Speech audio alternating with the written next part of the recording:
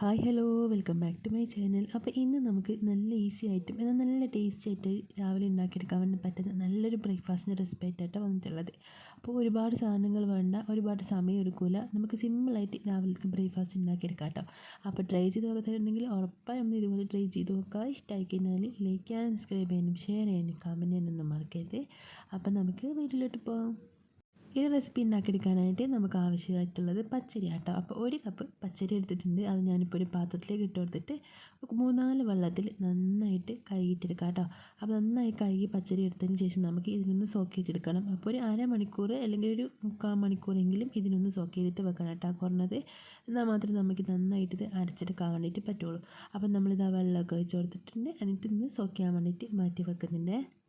അപ്പോൾ ഇതാ ഒരു 3/4 മണിക്കൂർ കഴിഞ്ഞിട്ടുണ്ട്. നമ്മളെ പച്ചരി നന്നായിട്ട് കുതിർന്ന് വന്നിട്ടുണ്ട് കേട്ടോ. അപ്പോൾ ഒരുപാട് സമയം ഒന്നും വെക്കേണ്ട ആവശ്യമൊന്നുമില്ല. നമുക്ക് രാവിലെയൊക്കെ പെട്ടെന്ന് അരിയൊക്കെ കുതിർക്കാൻ മറന്നു പോയാൽ ഉണ്ടാക്കിയെടുക്കാൻ വേണ്ടി പറ്റും കേട്ടോ. ഇതുപോലെ അപ്പോൾ കുതിർത്ത് വെച്ചില്ല 1 മണിക്കൂർ 2 മണിക്കൂറൊന്നും ആയിക്കില്ല എന്നുള്ള ടെൻഷനൊന്നും വേണ്ട. അരമണിക്കൂറോ 3/4 മണിക്കൂറോ മതിയാവും കേട്ടോ. അപ്പോൾ നമ്മൾ പച്ചരി നമ്മളിതാ മിക്സിയിലേക്ക് മാറ്റി കൊടുത്തിട്ടുണ്ട്. ഇനി നമുക്കിതിലേക്ക് 1 ടേബിൾ സ്പൂണോളം ചോറ് ചേർത്ത് കൊടുക്കാം കേട്ടോ. 1 കപ്പ് പച്ചരിക്ക് 1 ടേബിൾ സ്പൂണോളം ചോറും കൂടി ചേർത്തിട്ടുണ്ട്. അതിലേക്ക് ഇനി നമുക്ക് ആവശ്യമായിട്ടുള്ളത് ഒരു പച്ചമുളക് കേട്ടോ. ഒരു പച്ചമുളകും ചെറിയൊരു സവാളയും കൂടി ചേർത്ത് കൊടുക്കുക. അപ്പോൾ ആവശ്യമുള്ള വെള്ളം കൂടി ഈ ഒരു സമയത്ത് നമ്മൾ ചേർക്കുന്നുണ്ട്.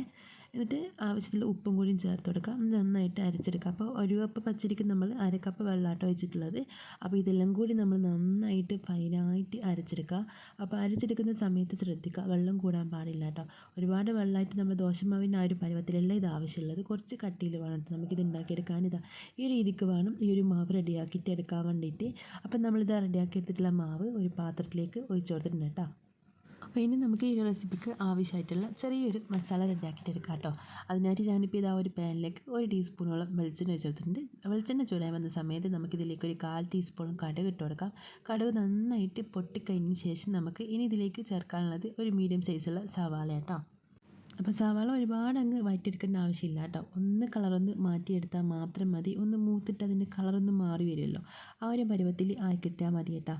അപ്പോൾ അതിന് ശേഷം നമുക്കിതിലേക്ക് പച്ചമുളകും കറിവേപ്പിലയും കൂടി ചേർത്ത് കൊടുക്കാം. അപ്പോൾ ഇപ്പോൾ ഇതാ സവാള നന്നായിട്ട് വഴന്ന് വന്നിട്ടുണ്ട്. ഇതിലേക്ക് നമുക്ക് 2 പച്ചമുളക് ഒന്ന് ചെറുതായിട്ട് കട്ട് ചെയ്തിട്ട് ചേർത്ത് കൊടുക്കാം. അതിൻ്റെ കൂടെ തന്നെ നമുക്ക് കുറച്ച് കറിവേപ്പിലയും കൂടി ചേർത്ത് കൊടുക്കാം കേട്ടോ. ഇനി നിങ്ങളുടെ കയ്യിൽ മല്ലിയിലുണ്ടെങ്കിൽ മല്ലിയില ഇട്ട് കൊടുക്കാം, കുഴപ്പമൊന്നുമില്ലേ. അപ്പോൾ നന്നായിട്ടൊന്ന് വഴറ്റിയെടുക്കുക. ഇനി നമുക്ക് ഇതിലേക്ക് ചേർക്കാനുള്ളത് 1 ടേബിൾ സ്പൂണോളം തേങ്ങ ചേർത്ത് കൊടുക്കാം കേട്ടോ. എന്നിട്ട് നന്നായിട്ട് ഒന്നും കൂടി ഒന്ന് മിക്സാക്കി എടുത്താൽ മതി. വഴറ്റി നന്നായിട്ട് കളർന്ന് മാറ്റിയെടുക്കണ്ട കേട്ടോ. ഒന്ന് മിക്സാക്കി എടുത്തതിന് ശേഷം നമുക്ക് അതിലേക്ക് ഒരു 1/4 ടീസ്പൂണോളം കാശ്മീരി ചില്ലി പൗഡർ, ഒരു നുള്ള് മഞ്ഞൾ ചേർത്ത് കൊടുക്കാം.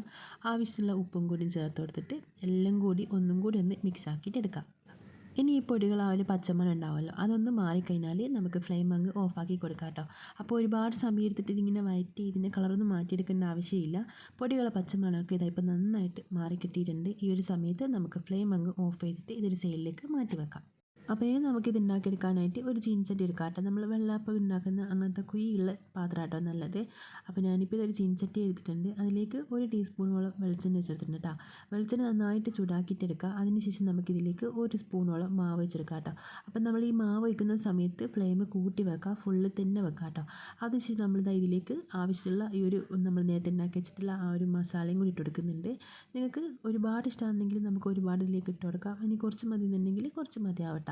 എന്നിട്ട് അതൊന്ന് അടിച്ച് വെച്ചിട്ട് കുക്ക് ചെയ്തെടുക്കുക. അപ്പോൾ ഈ ഒരു സമയത്ത് മീഡിയം ടു ലോ ഫ്ലെയിമിലാക്കി കൊടുക്കുക, അല്ലാന്നുണ്ടെങ്കിൽ ഉൾഭാഗം വേവാതെ കിട്ടുമേ. അപ്പോൾ മീഡിയം ടു ലോ ഫ്ലെയിമിൽ 1 മിനിറ്റോളം ഒന്ന് വെച്ച് കൊടുത്താൽ മതി. നന്നായിട്ട് ഇത് കുക്കായിട്ട് വന്നിട്ടുണ്ടാവും. ഇനി നമുക്ക് ഇതൊന്ന് തിരിച്ചിട്ടിട്ട് ആ ഒരു ഭാഗം കൂടി ഒന്ന് കളർന്ന് മാറ്റിയെടുക്കാം കേട്ടോ. അപ്പോൾ ഈ ഒരു സൈഡ് ഒരുപാട് സമയം വെക്കേണ്ട ആവശ്യമില്ല, 10-20 സെക്കൻഡ് മാത്രം മതിയാകും. ആ ഒരു സമയം കൊണ്ട് തന്നെ ഇതുപോലെ ഇങ്ങനെ നന്നായിട്ട് കളറൊക്കെ മാറി നല്ല മുരിഞ്ഞ് വരും കേട്ടോ.